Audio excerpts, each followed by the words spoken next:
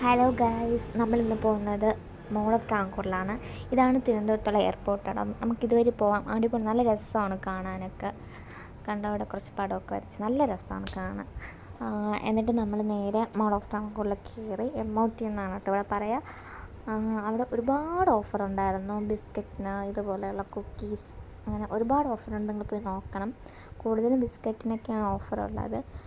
പിന്നെ ഞാൻ കുറച്ച് നേരം കുറേ സാധനങ്ങളൊക്കെ നോക്കി. നല്ല നല്ല ഓഫേഴ്സുണ്ട്, നിങ്ങൾ പോയി നോക്കണം.